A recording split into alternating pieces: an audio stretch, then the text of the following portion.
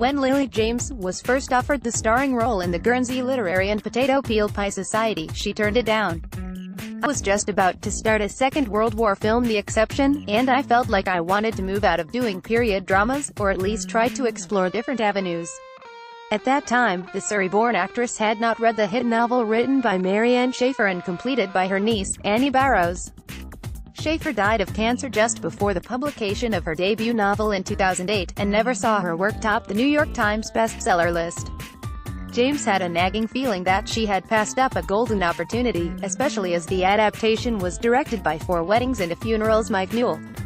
Fortunately, the script came her way again. The near miss taught the 29-year-old an invaluable lesson. "I wanted to work with Mike and that should be the focus, rather than mixing things up for the sake of it," she explains. "Sometimes wanting to work with such and such a director has outweighed whether the story is female-led. One can understand her dilemma. Recent studies have shown that the only time women are paid more than men to act in films is during their 20s. So what happens when you're about to turn 30 and the parts seem to dry up?" James came to prominence playing rebellious Lady Rose Mayclair in Downton Abbey. The show made her internationally recognizable, and Disney capitalized on this when James was perfectly cast as Cinderella in their smash hit 2015 live-action version. The costume theme continued as she excelled as Natasha Rostova in the BBC's adaptation of War and Peace. Lily James on the red carpet at the 2018 BAFTAs. Photo, Tristan Fewings, Getty Images. James says she has always been on the lookout for different types of roles, but sometimes wanting to work with such and such a director has outweighed whether the story is female-led. One man she couldn't turn down was Edgar Wright. Baby Driver was a sign that directors were starting to see the actor behind the costumes, as she was asked to play a modern-day American. Yet even then her character was a responsive love interest.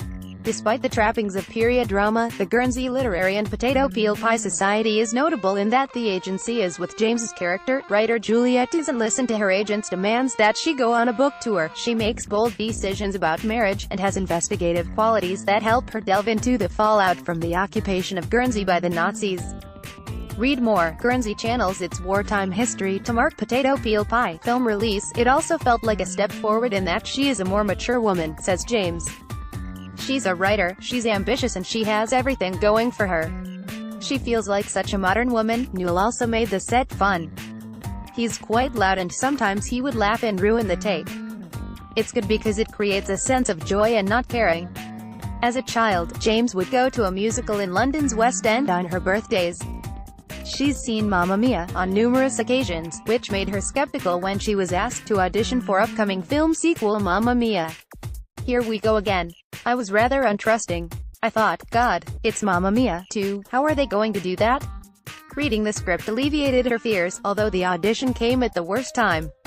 "I'd spent the weekend at Glastonbury and was losing my voice, then on Monday my agent said I'd be recording Mamma Mia." James puts on a gravelly voice, "No I'm not." Read more. Trailer for Mamma Mia 2 stars Lily James as a young version of Meryl Streep's character Donna. She plays a younger version of Meryl Streep, who joins a growing list of illustrious co-stars for James, including Gary Oldman, alongside whom she starred in Darkest Hour. "I wonder what she learned from working so closely with these heavyweights." Well, you sort of learn that what they do is not learnable, and that is depressing. It's a skill to be so fully invested in the moment as it's happening. "I saw what they do in between takes to garner and muster up that energy, and I tried to figure it out." Matt Smith and Lily James. Photo, Rachel Murray, Getty. Oldman would stay in the moment, holding on to the energy, but she stops short of talking about Streep. "I can't say anything, because otherwise, I'm going to give away stuff about the sequel." After Mamma Mia is Little Woods, a modern-day western set in North Dakota in which she stars alongside Tessa Thompson. "It's all about smuggling across the border and what my sister does to protect me. It's such a female perspective and the passion of it, I'm so proud of it. I'd spent the weekend at Glastonbury and was losing my voice, then on Monday my agent said I'd be recording Mamma Mia." No I'm not. The American accent is in the family. James's grandmother is the actress Helen Horton, of whom she has a black and white picture at the home she shares with her boyfriend, the Crown star Matt Smith. She has been a big influence on James. "I want to go back to study her more as she did so much, a lot of television, and she's in Superman. I remember watching it when I was growing up. I wish I'd seen her on stage, she did a lot of theater." Her parents are both performers, too, and she loves the raucous debates that take place over the dinner table. It's interesting when you have different generations because of the conflict. Do they argue over Brexit? Yeah, God, totally. Not so much with my mum, but with my extended family. You feel there is a generational gap. My younger brother works in renewable energy, and if he knows you're wrong, he's down your throat.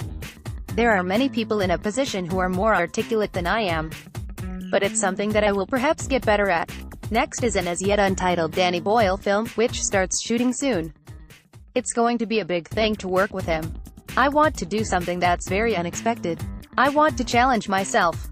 The Guernsey Literary and Potato Peel Pie Society, 12A, is out on Friday the 20th of April. Read more. Helen Mirren, interview. I've always hated sex scenes. Star Wars welcomes its first ever black female director. Netflix withdraws Orson Welles' final movie from Cannes Film Festival after Palme d'Or ban.